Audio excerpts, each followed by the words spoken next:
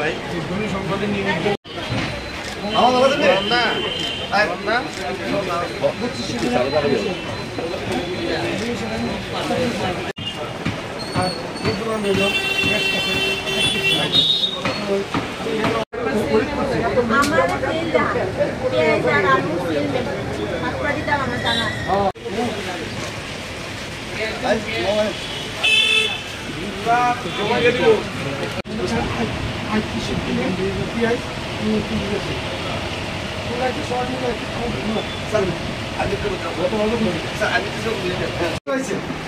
এবং এই জিনিসটা বিভিন্ন বাজারের মধ্যে গেছে বুঝছেন নি এটা বিভিন্ন বাজার থেকে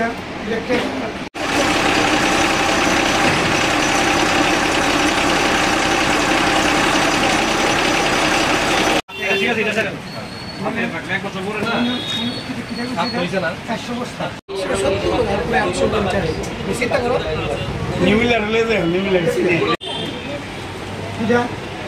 এই যে ৩৫০০ টাকা করে ব্যস্ত আছে ব্যস্ত আছে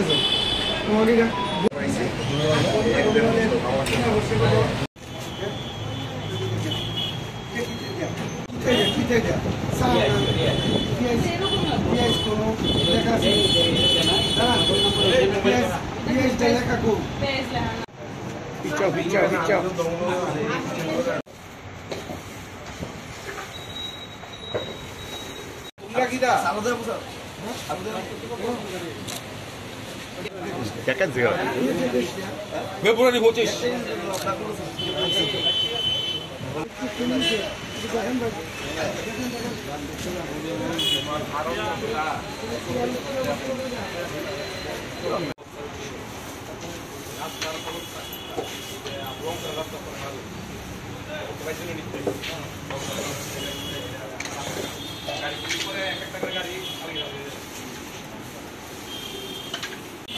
আমি মেমো সারা মাল দেয় না সোয়ালা মাল গেলে মেমো দিতে বলবো আমি বেশি একটা দিলে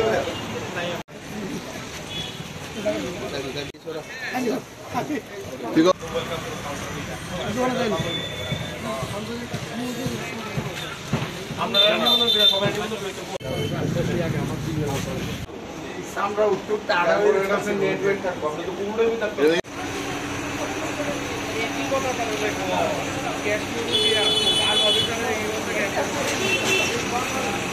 আজকে আমরা সদর এনফোর্সমেন্ট টিমের পক্ষ থেকে আমরা মার্কেট এনফোর্সমেন্টে এসেছি। আমরা বর্তমানে মহারানীগঞ্জ বাজারে আছি।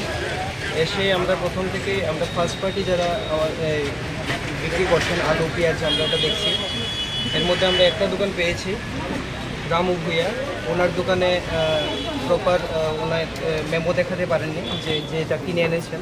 তো এই মেমো দেখাতে না পারাতে আমরা ওনার দোকানটা আপাতত বন্ধ রাখার কথা বলেছি। তাছাড়া আমরা অন্যান্য দোকানও দেখছি ম্যাক্সিমাম ঠিক আছে।